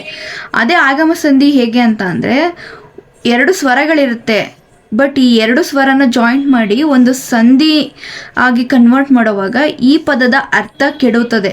ಅಂದರೆ ಈಗ ಇಲ್ಲಿ ಏನಾದರೂ ನೀರು ಅಂತ ಇದ್ದರೆ ಇಲ್ಲಿ ನೀರಂತ ಬರಲ್ಲ, ಬೇರೆ ಪದ ಬರುತ್ತೆ. ಹಾಗೆ ಬಂದಾಗ ಅದನ್ನು ಆಗಮ ಸಂಧಿ ಅಂತ ಹೇಳ್ತಾರೆ. ಅಂದರೆ ಸ್ವರಕ್ಕೆ ಸ್ವರವು ಬಂದು ಸೇರಿದಾಗ ಅದರ ಅರ್ಥ ಕೆಡುವಂತೆ ಸಂಧಿ ಆದರೆ ಅದನ್ನು ಆಗಮ ಸಂಧಿ ಎಂದು ಕರೆಯುತ್ತೇವೆ. ಇದರಲ್ಲಿ ಯಕಾರಗಮ ಸಂಧಿ ಅಂತಲೂ ಇದೆ ಮತ್ತು ವಕಾರಗಮ ಸಂಧಿ ಅಂತಿದೆ. ಯಕಾರಗಮ ಸಂಧಿ, ಯಕಾರಗಮ ಸಂಧಿ ಅಂತ ಅಂದರೆ 2 ಸ್ವರಗಳಿರುತ್ತಾ, ಸ್ವರದ ಮುಂದೆ ಸ್ವರವೂ ಬರುತ್ತದೆ, ಬಂದು ಒಂದು ಸಂಧಿಯನ್ನು ಮಾಡುವಂತಹ ಅಥವಾ ಸಂಧಿ ಎನ್ನುವ ಒಂದು ಅಕ್ಷರ ಉತ್ಪತ್ತಿಯಾಗುವ ಸಮಯದಲ್ಲಿ ಈ 2 ಸ್ವರಗಳಲ್ಲಿ ಕೆಲವು ಅಕ್ಷರಗಳು ಹೊರಟು ಹೋಗಿ ಈ ಜಾಗದಲ್ಲಿ ಯ ಅನ್ನೋ ಒಂದು ಅಕ್ಷರ ಜೋಡಣೆ ಆದರೆ ಅದನ್ನು ಯಕಾರಗಮ ಸಂಧಿ ಅಂತೀವಿ. ಯಕಾರಗಮದಲ್ಲಿ ಯಾ ಅನ್ನೋದನ್ನು ನೆನ್ಪಿಟ್ಕೊಳ್ಳಿ. ಈಗ ಫಾರ್ ಎಕ್ಸಾಂಪಲ್ ಕೆರೆ ಅಲ್ಲಿ ಅಂತ ಇದೆ, ಇದರಲ್ಲಿ ಸ್ವರ ಯಾವುದು, ಎ ಪ್ಲಸ್ ಆ ಈಸ್ ಈಕ್ವಲ್ ಟು ಕೆರೆ ಪ್ಲಸ್ ಅಲ್ಲಿ. ಇದರಲ್ಲಿ ಅವರು ಏನು ಬಳಸ್ತಾ ಇಲ್ಲ, ಆನು ಬಳಸ್ತಾ ಇಲ್ಲ, ಏನು ಬಳಸ್ತಾ ಇದ್ದಾರೆ, ಯಾ ಬಳಸ್ತಾ ಇದ್ದಾರೆ. ಸೊ ಯಾವುದೇ ಒಂದು ಸ್ವರ ಪ್ಲಸ್ ಸ್ವರ ಸೇರಿಕೊಂಡು ಒಂದು ಸಂಧಿ ಆಗೋ ಸಮಯದಲ್ಲಿ 2 ಸ್ವರಗಳ ಬದಲಿಗೆ ಯ ಅಥವಾ ಯಾ ಒಂದು ಅಕ್ಷರ ಬಂದರೆ ಅದನ್ನು ಯಕಾರಗಮ ಸಂಧಿ ಅಂತೀವಿ. ಈಗ ನೀವು ನೋಡ್ಬೋದು, ಗಾಳಿಯನ್ನು ಯ ಇದೆ ಯಕಾರಗಮ, ದೊರೆ ಎಂದು ಯ, ಕಾಯದೆ ಯ. ಈಸಿಯಾಗಿ ಇದನ್ನು ನೆನ್ಪಿಟ್ಕೊಳ್ಬೇಕು ಅಂದರೆ ಯಾಯ ಅಂತ ಯಾವ್ಯಾವ ಅಕ್ಷರದಲ್ಲಿ ಬರುತ್ತದೋ ಅದೆಲ್ಲವೂ ಯಕಾರಗಮ ಸಂಧಿ ಅಂತಲೇ ಕಣ್ಣು ಮುಚ್ಕೊಂಡು ನೀವು ಟಿಕ್. ವಕಾರಗಮ ಸಂಧಿ ಮುಂದಿನದು. ಅಂದರೆ ಯಾವುದೇ 2 ಸ್ವರಗಳಿರುತ್ತೆ, ಆ ಸ್ವರಗಳು ಜೋಡಣೆಯಾಗಿ ಒಂದು ಸಂಧಿ ಆಗುವ ಸಂದರ್ಭದಲ್ಲಿ ಈ ಸ್ವರಗಳ ಬದಲಿಗೆ, ಅಂದರೆ ಮುಂಚೆ ಇರುವ ಸ್ವರಗಳ ಬದಲಿಗೆ ಇಲ್ಲಿ ವಕಾರಗಮ ಅಂತ ಇದೆ ನೋಡಿ, ವಾ ಬಂದು ಜೋಡಣೆ ಆದರೆ ಅದನ್ನು ವಕಾರಗಮ ಸಂಧಿ ಅಂತ ಹೇಳುತ್ತಾರೆ. ಈಗ ಯಾವುದೇ ಅಕ್ಷರ ಆಗಿರಲಿ ಅದರಲ್ಲಿ ವಾ ಅಂತ ಎಲ್ಲೆಲ್ಲಿದೆಯೋ ಅದೆಲ್ಲ ವಕಾರಗಮ. ಈಗ ಹುಳು, ಹು ಪ್ಲಸ್ ಅನ್ನು, ಈ 2 ಜಾಯಿಂಟ್ ಆಗಿ ಅಟ್ಲೀಸ್ಟ್ ಆ ಅಥವಾ ಉ ಅನ್ನೋ ಒಂದು ಅಕ್ಷರ ಬಂದಿದ್ರೆ ಅದು ಲೋಪಸಂಧಿ ಆಗ್ತಿತ್ತು. ಬಟ್ ಇಲ್ಲಿ ಏನು ಬರುತ್ತೆ, ವ, ಹುಳುವನ್ನು ವ ವಕಾರಗಮ, ಹೂವಲ್ಲಿ ವ, ಹೂವಿಂದ ವ, ಇವೆಲ್ಲ ವಕಾರಗಮ. ವಾ ವಿ ಅಥವಾ ವಾ ಅಕ್ಷರದ ಯಾವುದೇ ಒಂದು ಅಕ್ಷರ ಆಗಿರಲಿ ಅದು ವಕಾರಗಮ ಸಂಧಿ ಆಗುತ್ತೆ. ನಮ್ಮ ಮುಂದಿನ ಟಾಪಿಕ್ ಬಂದು ಮುಂದಿನ ನೆಕ್ಸ್ಟ್ ಸಂಧಿ ಯಾವುದು ಅಂದರೆ ಆದೇಶ ಸಂಧಿ. ಈಗ ಒಂದು ಸಂಧಿ ಕಾರ್ಯ ನಡೀತಿರುತ್ತೆ. ಸಂಧಿ ಕಾರ್ಯ ನಡೆಯುವಂಥ ಸಂದರ್ಭದಲ್ಲಿ ಒಂದು ಸ್ವರ ಮತ್ತು ಇನ್ನೊಂದು ವ್ಯಂಜನ ಎರಡೂ ಒಟ್ಟಿಗೆ ಕೂಡಿ ವ್ಯಂಜನಾಕ್ಷರ ಬದಲಾಗಿ ಅದರ ಬದಲಿಗೆ ಬೇರೆ ಯಾವುದಾದರೂ ಇನ್ನೊಂದು ವ್ಯಂಜನಾಕ್ಷರ ಬಂದು ಸೇರಿ ಆಗುವಂತಹ ಪದವೇ ಆದೇಶ ಸಂಧಿ. ಅಂದರೆ ಈಗ ಬಂಡೆ ಅಂತ ಇದೆ, ಸ್ವರ ಯಾವುದು ಎ ಪ್ಲಸ್ ಕಲ್ಲು ಕ, ಇದು ಸ್ವರ, ಇದು ವ್ಯಂಜನ. ಈ ಎರಡು ಸೇರಿ ಒಂದು ಸಂಧಿ ಆಗುವಂಥ ಸಂದರ್ಭದಲ್ಲಿ ಈ ಒಂದು ವ್ಯಂಜನ ಏನಿದೆ, ಈ ಒಂದು ವ್ಯಂಜನ ಬದಲಾಗಿ ಮತ್ತೊಂದು ವ್ಯಂಜನಾಕ್ಷರ ಬಂದು ಸೇರುತ್ತೆ. ಆಗ ಏನಾಗುತ್ತೆ, ಈಗ ಬಂಡೆ ಕಲ್ಲು ಅಂತ ಹೇಳೋ ಬದಲು ಬಂಡೆ ಆ ಸ್ವರ ಬದಲಾಗಿಲ್ಲ, ಹಾಗೇ ಇದೆ, ಬಂಡೆ ಹಾಗೇ ಇದೆ. ಬಟ್ ಕಲ್ಲು ಅನ್ನೋ ಜಾಗದಲ್ಲಿ ಕ ಅನ್ನೋ ಒಂದು ವ್ಯಂಜನ ಬದಲಾಗಿ ಗ ಅನ್ನೋ ಒಂದು ವ್ಯಂಜನ ಬಂದಿದೆ, ಹಾಗಾಗಿ ಇದು ಬಂಡೆಗಲ್ಲಾಗಿದೆ. ಇದೇ ಆದೇಶ ಸಂಧಿ. ಅಂದರೆ ಆಲ್ರೆಡಿ ವ್ಯಂಜನ ಸಂಧಿ ಕಾರ್ಯ ನಡೆಯುವ ಸಂದರ್ಭದಲ್ಲಿ ಸ್ವರ ಮತ್ತು ವ್ಯಂಜನಗಳು ಜೋಡಣೆಯಾಗಿ ಒಂದು ಸಂಧಿಯಾಗುವ ಸಂದರ್ಭದಲ್ಲಿ ವ್ಯಂಜನಕ್ಕೆ ಮತ್ತೊಂದು ವ್ಯಂಜನ ಬಂದು ಸೇರಿದಾಗ ಅದು ಆದೇಶ ಸಂಧಿ ಆಗುತ್ತದೆ.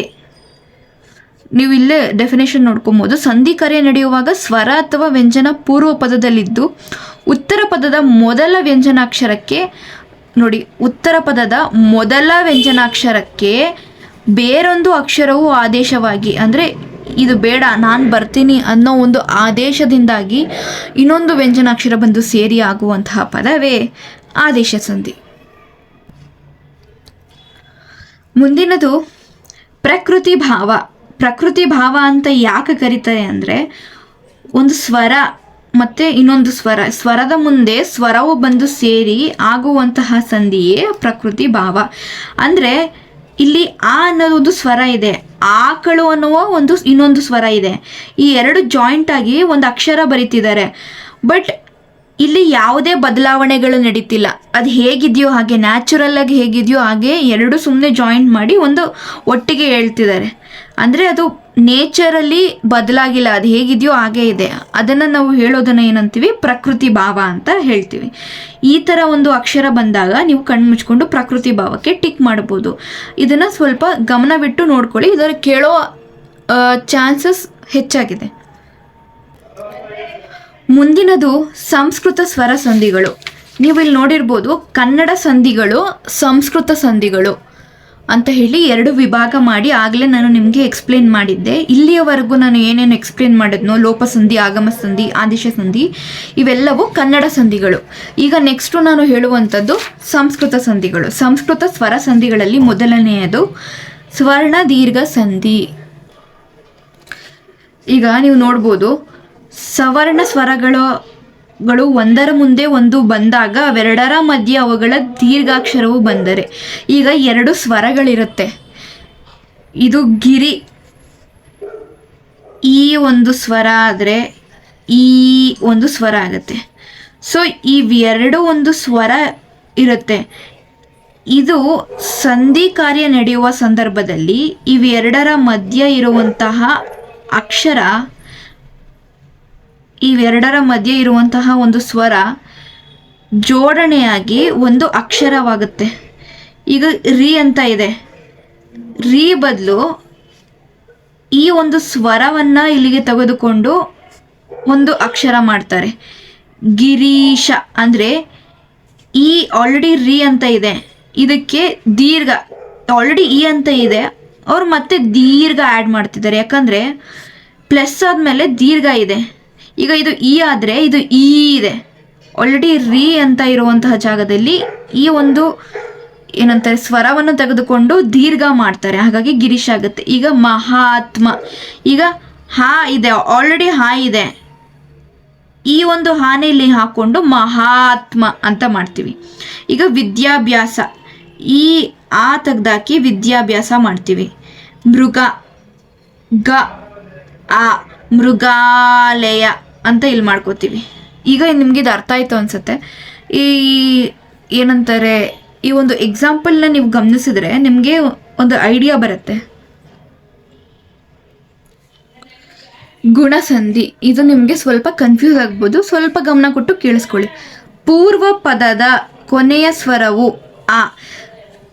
ಆ ಕಾರಗಳ ಮುಂದೆ ಈ ಕಾರಗಳಿದ್ದರೆ, ಈಗ 2 ಅಕ್ಷರಗಳಿದ್ದಾವೆ. ಪೂರ್ವ ಪದದ ಕೊನೆಯ ಸ್ವರ, ಈ ಕೊನೆಯ ಸ್ವರ ಏನು?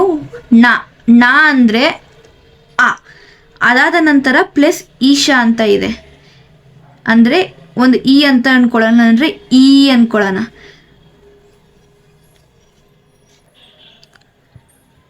ಈಗ ಆಕಾರದ ಮುಂದೆ ಈ ಕಾರ, ಅದು ಈ ಆದರೂ ಆಗಿರ್ಬೋದು, ಈ ಆದರೂ ಆಗಿರ್ಬೋದು. ಈಗ ಆಕಾರದ ಮುಂದೆ ಈ ಕಾರವಿದ್ದಾಗ ಅಲ್ಲಿ ಏ ಕಾರ ಬರುತ್ತದೆ.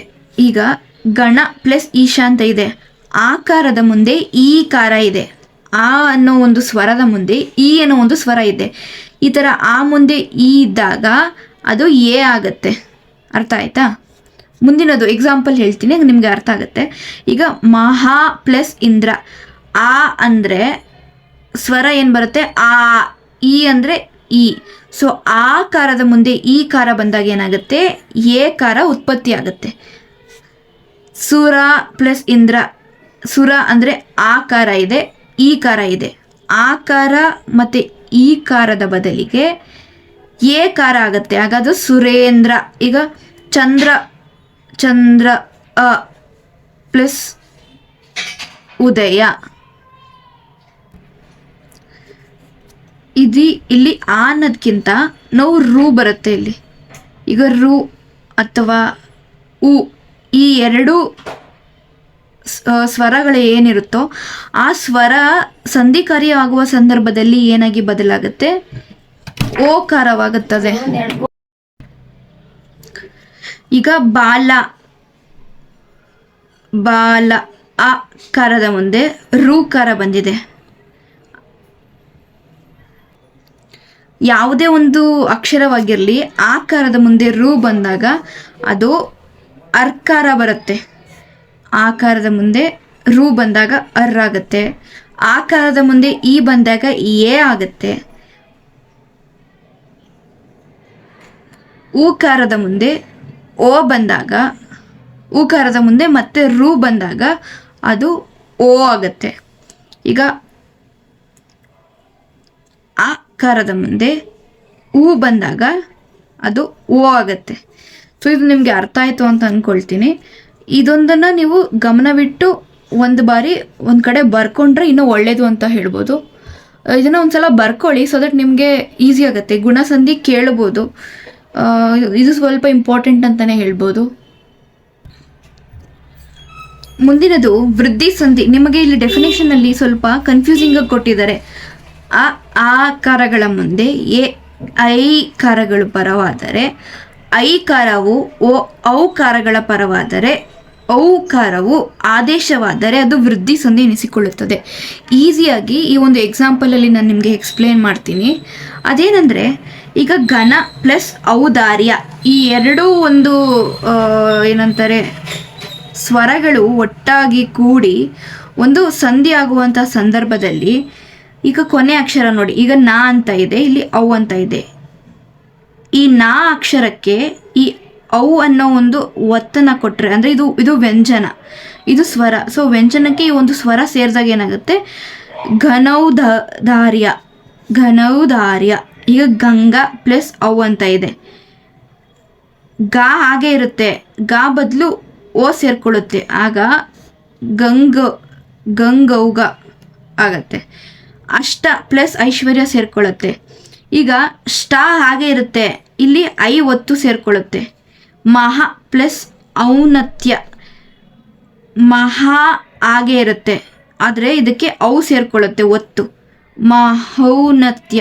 ನೀವು ಗೂಗಲ್ ಕೀಬೋರ್ಡ್ಗಳನ್ನ ಬಳಸ್ತಿದ್ರೆ ಅದರಲ್ಲಿ ನಿಮಗೆ ಕನ್ನಡ ವರ್ಣಮಾಲೆ ಅಥವಾ ಕನ್ನಡ ಒಂದು ಕೀಬೋರ್ಡನ್ನು ಬಳಸೋವಾಗ ನಿಮಗೆ ಒಂದು ಐಡಿಯಾ ಇರುತ್ತೆ. ಅದನ್ನು ಹೆಚ್ಚಾಗಿ ಬಳಸೋರಿಗೆ ಇದು ಈಸಿಯಾಗಿ ಅರ್ಥ ಆಗುತ್ತೆ. ವನ ಪ್ಲಸ್ ಔಷಧಿ, ನಾ ಹಾಗೆ ಇದೆ, ಔ ಒತ್ತು ಬಂದು ಇಲ್ಲಿ ವನೌಷಧಿ ಆಗತ್ತೆ. ಇದು ವೃದ್ಧಿ ಸಂಧಿ. ಮುಂದಿನದು ಎಂಡ್ ಸಂಧಿ. ಇದು ನಿಮಗೆ ಸ್ವಲ್ಪ ಜಾಸ್ತಿ ಕನ್ಫ್ಯೂಸಿಂಗ್ ಆಗುತ್ತೆ. ಒಂದ್ಸಲ ಡೆಫಿನಿಷನ್ ಓದುತ್ತೀನಿ, ಆಮೇಲೆ ಎಕ್ಸಾಂಪಲ್ ಸಮೇತ ನಿಮಗೆ ವಿವರವಾಗಿ ಎಕ್ಸ್ಪ್ಲೇನ್ ಮಾಡ್ತೀನಿ. ಈ ಉ ಉ ರು ಕಾರಗಳಿಗೆ ಸವರ್ಣವಲ್ಲದ ಸ್ವರವು ಪರವಾದಾಗ, ಅಂದರೆ ಇದಕ್ಕೆ ಮ್ಯಾಚ್ ಆಗುವಂತಹ ಸ್ವರ ಬರದೇ ಇದ್ದಾಗ, ಪೂರ್ವಾಂತ್ಯದ ಈ ಕಾರಗಳಿಗೆ ಯಾಕಾರವು, ಅಂದರೆ ಈಗ 2 ಅಕ್ಷರ ಇರುತ್ತೆ, ಇಲ್ಲಿ ಮ್ಯಾಚ್ ಆಗದೆ ಇರುವಂತಹ ಒಂದು ಸವರ್ಣ ಬಂದು ಸೇರುವ ಸಂದರ್ಭದಲ್ಲಿ ಇಲ್ಲಿ ಇಲ್ಲಿ ಈ ಇದ್ರೆ ಅಲ್ಲಿ ಯಾ ಬರುತ್ತೆ, ಇಲ್ಲಾಂದ್ರೆ ಇಲ್ಲಿ ಉ ಇದ್ದು ಇಲ್ಲಿ ಊ ಇದ್ರೆ ವಾ ಬರುತ್ತೆ, ಇಲ್ಲಾಂದ್ರೆ ರೂಗೆ ರಾ ಬಂದ್ರೆ ಅದು ರ ಆಗತ್ತೆ. ಇದೇ ಎಂಡ್ ಸಂಧಿ. ಎಕ್ಸಾಂಪಲ್ ಆಗಿ ನಿಮಗೆ ತೋರಿಸ್ತೀನಿ, ನಿಮ್ಗೊಂದು ಐಡಿಯಾ ಬರುತ್ತೆ. ನೀವು ಗಮನಿಸ್ಬೋದು, ಇಲ್ಲಿ ಈ ಅಂತ ಇದೆ, ಇಲ್ಲಿ ಆ ಅಂತ ಇದೆ. ಈ ಅನ್ನುವ ಸಂದರ್ಭ, ಈ ಒಂದು ಸಂಧಿ ಕಾರ್ಯ ನಡೆಯುವಾಗ ಸ್ವರದ ಜಾಗದಲ್ಲಿ ಈ ಅಂತ ಇದೆ ಮತ್ತು ಇನ್ನೊಂದು ಆ ಅಂತ ಇದೆ. ಅಂಥ ಸಮಯದಲ್ಲಿ ಏನಾಗುತ್ತೆ, ಇದು ಯ ಬರುತ್ತೆ. ಈ ಕಾರದ ಮುಂದೆ, ಅಂದರೆ ಈ ಕಾರದ ಮುಂದೆ ಆ ಕಾರ ಬಂದಾಗ ಅದು ಯಾ ಕಾರ ಆಗುತ್ತೆ. ಈಗ ಗತಿ, ಈ ಕಾರದ ಮುಂದೆ ಆ ಕಾರ ಏನು ಬರುತ್ತೆ, ಯ ಕಾರ ಬರುತ್ತೆ. ಜಾತಿ, ಈ ಕಾರದ ಮುಂದೆ ಆ ಕಾರ ಯ ಬರುತ್ತೆ. ಮುಂದಿನದು ಊಕಾರದ ಮುಂದೆ ಆಕಾರ ಬಂದಾಗ, ಈಗ ಇಲ್ಲೊಂದ್ಸಲ ಬರೆದ್ಬಿಡ್ತೀನಿ, ನಿಮಗೆ ಅರ್ಥ ಆಗುತ್ತೆ. ಈ ಕಾರದ ಮುಂದೆ ಆಕಾರ ಬಂದಾಗ ಯ ಕಾರ ಆಗುತ್ತೆ. ಅದೇ ಊಕಾರದ ಮುಂದೆ ಆಕಾರ ಬಂದಾಗ ವ ಕಾರ ಆಗತ್ತೆ. ಹೀಗೆ ಈ ಕಾರದ ಮುಂದೆ ಆ ಬಂದಾಗ ಯಾಕಾರ ಆದರೆ, ಆಮೇಲೆ ಊಕಾರದ ಮುಂದೆ ಆಕಾರ ಬಂದಾಗ ಅದು ವಾಕಾರ ಆದರೆ ಅದೇನಂತ ಅನ್ಸ್ಕೊಳ್ಳುತ್ತೆ, ಎಂಡ್ ಸಂಧಿ ಅಂತ ಅನ್ಸ್ಕೊಳ್ಳುತ್ತೆ. ಈ ಒಂದು ಎಕ್ಸಾಂಪಲ್ನ ನಿಧಾನವಾಗಿ ಒಂದ್ಸಲ ಸ್ಕ್ರೀನ್ಶಾಟ್ ಹೊಡ್ಕೊಂಡು ನೋಡಿ, ಸೊ ನಿಮಗೆ ಕನ್ಫ್ಯೂಸ್ ಆಗಲ್ಲ. ನಾವು ಇಲ್ಲಿವರೆಗೂ ನೋಡಿರುವಂಥದ್ದು ಸಂಸ್ಕೃತ ಸ್ವರ ಸಂಧಿಗಳು, ಆದರೆ ಇನ್ನು ಮುಂದೆ ನಾವು ನೋಡೋದು ಸಂಸ್ಕೃತ ವ್ಯಂಜನ ಸಂಧಿಗಳು. ಸಂಸ್ಕೃತ ವ್ಯಂಜನ ಸಂಧಿಗಳಲ್ಲಿ ಹಲವಾರು ಸಂಧಿಗಳಿದ್ದಾವೆ. ಜಸ್ತ್ವ, ಶ್ಚುತ್ವ, ಅನುನಾಸಿಕ, ಆಮೇಲೆ ಚತ್ವ, ಈ ಥರ ಸುಮಾರು ಸಂಧಿಗಳಿದ್ದಾವೆ. ಜಸ್ವ ಸಂಧಿಲಿ ಹೇಗಂದರೆ, ಈಗ ಜಸ್ವ ಸಂಧಿಲಿ ಸ್ವರಗಳಿರಲ್ಲ, ವ್ಯಂಜನಗಳಿರುತ್ತೆ. ಯಾವುದೇ 2 ವ್ಯಂಜನಗಳು ಸೇರಿ ಒಂದು ಸಂಧಿ ಕಾರ್ಯವಾಗುವಂತಹ ಸಂದರ್ಭದಲ್ಲಿ ಆ ವ್ಯಂಜನ ಕ, ಚ, ಟ, ತ, ಪ ಅನ್ನುವ ವ್ಯಂಜನಗಳ ಬದಲಿಗೆ ಗ, ಜ, ಡ, ದ, ಪ ಜೋಡಣೆಯಾಗಿ ಜೋಡಣೆಯಾಗಿ ಒಂದು ಅಕ್ಷರವಾದರೆ ಅದನ್ನು ಜಸ್ವ ಸಂಧಿ ಅಂತ ಅಂತಾರೆ. ಈಗ 2 ಸ್ವರ 2 ಭಾಗ ಮಾಡ್ಕೊಳ್ಳಿ. ಇಲ್ಲಿ ವ್ಯಂಜನ ಕ ಇದೆ, ಕ ದಿಕ್ ಪ್ಲಸ್ ಅಂತ ದಿಗಂತ ಆಗಿದೆ. ಯಾಕೆ ದಿಗಂತ ಆಗಿದೆ, ಇಲ್ಲಿ ಕಾ ಇದೆಯಲ್ಲ, ಸೊ ಕಾ ಅನ್ನೋ ಜಾಗದಲ್ಲಿ ಗಾ ಬಳಸಿದ್ದಾರೆ. ಈಗ ವಾಕ್ ಪ್ಲಸ್ ಈಶಾ, ಈಗ ಕಾ ಇದೆ, ಕಾ ಇರೋದಕ್ಕೆ ಏನು ಬಳಸಿದ್ದಾರೆ, ಗಾ ಬಳಸಿದ್ದಾರೆ. ಇನ್ನೊಂದು, ಈಗ ಕ ಅಂತ ಒಂದು ವ್ಯಂಜನ ಇದೆ, ವಾಗ್ದೇವಿ ಅಂದರೆ ಕ ಜಾಗದಲ್ಲಿ ದಾ ಬಳಸಿದ್ದಾರೆ. ಮುಂದಿನದು ಚಿತ್ ಪ್ಲಸ್ ಆನಂದ, ತಾ ಇರೋದಕ್ಕೆ ಆ ಜಾಗದಲ್ಲಿ ಏನು ಬಳಸಿದ್ದಾರೆ, ದಾ ಬಳಸಿದ್ದಾರೆ. ಆಗೇನಾಯಿತು, ಚಿದಾನಂದ. ಷಟ್ ಪ್ಲಸ್ ಅಂಗ, ಷಡಂಗ. ಟಾ ಇದೆ, ಟಾ ಇರೋ ಜಾಗದಲ್ಲಿ ಏನು ಬಳಸಿದ್ದಾರೆ, ಡಾ ಬಳಸಿದ್ದಾರೆ. ಹೀಗೆ ಇಂತಹ ಸಂಧಿಗಳನ್ನು ಜಸ್ತ್ವ ಸಂಧಿ ಅಂತ ಕರಿತೀವಿ. ಮುಂದಿನದು ಶ್ಚುತ್ವ ಸಂಧಿ. ಈಗ ಮುಂದಿನದು ಶ್ಚುತ್ವ ಸಂಧಿ. ಯಾವುದೇ ಒಂದು ವ್ಯಂಜನ ಸೇರಿ ಸಂಧಿ ಆಗುವ ಸಂದರ್ಭದಲ್ಲಿ ಸಾ ಬದಲಿಗೆ ನಾವು ಶಾ ಬಳಸಿದ್ರೆ ಅಥವಾ ತಾ ಬದಲಿಗೆ ಚಾ ಬಳಸಿದ್ರೆ ಅದನ್ನು ನಾವು ಶ್ಚುತ್ವ ಸಂಧಿ ಅಂತ ಹೇಳ್ತೀವಿ. ಈಗ ಸತ್ ಪ್ಲಸ್ ಜನ ಇದೆ, ತಾ ಬದಲು ಏನು ಬಳಸ್ತಿದ್ದೀವಿ, ಚ. ಸೊ ಸಜ್ಜನ ಏನಾಯಿತು, ಇದು ಶ್ಚುತ್ವ ಸಂಧಿ. ಜಗತ್ ಪ್ಲಸ್ ಜ್ಯೋತಿ, ತ ಜಾಗದಲ್ಲಿ ನಾವು ಚ ವರ್ಗದ ಅಂದರೆ ಚ ಚ ಜ ಜ ಆ ಲೈನಲ್ಲಿ ಇರುವಂತಹ ಅಕ್ಷರಗಳನ್ನ ಬಳಸ್ತಿದ್ದೀವಿ, ಜೋ ಜ. ಹಾಗಾಗಿ ಇದು ಶ್ಚುತ್ವ ಸಂಧಿ ಆಗುತ್ತೆ. ಈಗ ಬೃಹತ್ ತ ಇದೆಯಾ, ತಾ ಇರೋವಾಗ ಚ ಲೈನಲ್ಲಿರುತ್ತಲ್ಲ, ಈಗ ಚ ಚ ಚ ಚ ಈ ಲೈನಲ್ಲಿ, ಈಗ ತಾ ಲೈನಲ್ಲಿ ಯಾವುದೇ ಒಂದು ಅಕ್ಷರಗಳು ಬರಲಿ, ಆ ಅಕ್ಷರ ಬಂದಾಗ ನಾವು ಚ ಲೈನಲ್ಲಿರುವಂತಹ ಅಕ್ಷರಗಳನ್ನ ಬಳಸಿ ಜೋಡಣೆಯಾಗಿ ಒಂದು ಅಕ್ಷರ ಬಂದಾಗ ಅದು ಶ್ಚುತ್ವ ಸಂಧಿ ಆಗುತ್ತೆ. ಎಕ್ಸಾಂಪಲ್ ನೋಡಿದ್ರೆ ನಿಮ್ಗೆ ಅರ್ಥ ಆಗ್ಬೋದು, ಅರ್ಥ ಆಯಿತು ಅಂದ್ಕೊತೀನಿ. ಇದು ಮುಂದಿನದು ಅನುನಾಸಿಕ ಸಂಧಿ. ಯಾವುದೇ ಆದಂತಹ ವರ್ಗೀಯ ವ್ಯಂಜನಕ್ಕೆ ಅನುನಾಸಿಕ ಅಕ್ಷರ ಸೇರಿಕೊಂಡ್ರೆ, ಅನುನಾಸಿಕ ಅಕ್ಷರಗಳಂದರೆ ಇದು ಅನುನಾಸಿಕ, ಇದು ಆಹ ಮಾವತ್ತು. ಈಗ ನೀವು ಯಾವುದೇ ಒಂದು ಅಕ್ಷರಗಳು ಕೊಡಲಿ, ಅದರಲ್ಲಿ ಮಾವತ್ತು ಇದ್ದರೆ, ಈ ರೀತಿ ಒತ್ತುಗಳಿದ್ರೆ ಅದನ್ನು ಕಣ್ಣು ಮುಚ್ಕೊಂಡು ಅನುನಾಸಿಕ ಸಂಧಿ ಅಂತ ನೀವು ಟಿಕ್ ಮಾಡಿಬಿಡ್ಬೋದು. ಮುಂದಿನದು ಶ್ಚುತ್ವ ಸಂಧಿ. ಅಂದರೆ ಸಾಕಾರಕ್ಕೆ ಶಾಕಾರವು, ಸಾ ಬದಲಿಗೆ ಶಾ ಏನಾದರೂ ಬಂದರೆ, ತಾ ಬದಲಿಗೆ ಟಾ ಏನಾದರೂ ಬಂದರೆ, ಈಗ ತತ್ ಪ್ಲಸ್ ಕೀಟ, ತಟ್ಟೀತ ಅಂತ ಹೇಳ್ತೀವಿ. ತಾ ಬದಲು ಟಾ ಬಂದಿದೆ ಇಲ್ಲಿ. ಉತ್ ಪ್ಲಸ್ ಡಯನ, ಉಡ್ಡಯನ. ತಾ ಬದಲು ಡಾ ಬಂದಿದೆ. ಈಗ ಅಂದರೆ ತಾ ಲೈನಲ್ಲಿರುವ ಯಾವುದೇ ಅಕ್ಷರ ಬಂದಾಗ ಅದಕ್ಕೆ ಟಾ ಲೈನಲ್ಲಿರುವ ಒಂದು ಅಕ್ಷರ ಬಂದರೆ ಅದನ್ನು ಶ್ಚುತ್ವ ಸಂಧಿ ಅಂತೀವಿ. ಮುಂದಿನದು ಚತ್ವ ಸಂಧಿ.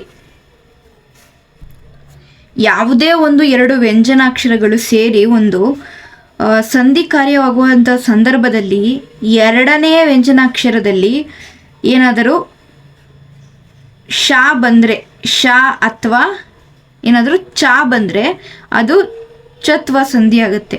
ಯಾವುದೇ ಒಂದು ಅಕ್ಷರಗಳು ನಿಮಗೆ ಬರಲಿ, ನೀವು ಗ್ರಾಮರಲ್ಲಿ ಟಿಕ್ ಮಾಡೋವಾಗ ಏನು ಮಾಡ್ಕೊಳ್ಬೇಕು ಅಂದರೆ ಅದನ್ನು ಎರಡು ವಿಭಾಗಗಳಾಗಿ ಮಾಡ್ಕೊಳ್ಬೇಕು. ಈ ವಿದ್ಯುತ್ ಅಂತ ಇದ್ದರೆ ಅದನ್ನು ಬಿಡಿಸ್ಬೇಕು. ವಿದ್ಯುತ್ ಪ್ಲಸ್ ಶಕ್ತಿ, ವಿದ್ಯುತ್ ಶಕ್ತಿ ಆಗತ್ತೆ. ಹಾಗಾಗಿ ಯಾವುದೇ ಒಂದು ಸಂಧಿ ಆಗುವಂಥ ಸಂದರ್ಭದಲ್ಲಿ ಶಾ ಮತ್ತು ಚ ಒಳಗೊಂಡಿದ್ರೆ ಅದನ್ನು ಚತ್ವ ಸಂಧಿ ಅಂತ ಹೇಳಿ ಕರಿತೀವಿ. ಇಲ್ಲಿಗೆ ಇಷ್ಟು ನಾನು ಎಕ್ಸ್ಪ್ಲೇನ್ ಮಾಡಿದ್ದೀನಿ ಈ ವಿಡಿಯೋದಲ್ಲಿ. ಮುಂದೆ ಬರುವಂತಹ ನಾನು ಇಲ್ಲಿವರೆಗೂ 7 ಟಾಪಿಕ್ಗಳನ್ನ ಎಕ್ಸ್ಪ್ಲೇನ್ ಮಾಡಿದ್ದೀನಿ. ಇನ್ನೂ ಮಿಕ್ಕಿದ ಟಾಪಿಕ್ಗಳನ್ನ ನಾನು ನೆಕ್ಸ್ಟ್ ವಿಡಿಯೋಗಳಲ್ಲಿ ಅಪ್ಲೋಡ್ ಮಾಡ್ತೀನಿ. ಸೊ ದಯವಿಟ್ಟು ಅದನ್ನು ಎಲ್ಲರೂ ನೋಡಿ ಮತ್ತು ಶೇರ್ ಮಾಡಿ. ಯಾರ್ಯಾರು VAO ಎಕ್ಸಾಮ್ ಬರಿತಾ ಇದ್ದಾರೋ ಸೊ ದಟ್ ಅವ್ರಿಗೆ ಹೆಲ್ಪ್ಫುಲ್ ಆಗುತ್ತೆ. ಬುಕ್ ಇಲ್ಲದೆ ಇರೋರಿಗೆ ಏನು ಓದಬೇಕು ಅಂತ ಒಂದು ಐಡಿಯಾ ಇಲ್ಲದೆ ಇರೋರಿಗೆ ಈ ಒಂದು ವಿಡಿಯೋ ಹೆಲ್ಪ್ಫುಲ್ ಆಗಿದೆ ಅಂತ ನಾನು ಅಂದ್ಕೊಂಡಿದ್ದೀನಿ. ಹೆಲ್ಪ್ಫುಲ್ ಆಗಿದ್ದರೆ ಕಮೆಂಟ್ ಸೆಕ್ಷನಲ್ಲಿ ನನಗೆ ತಿಳಿಸಿ.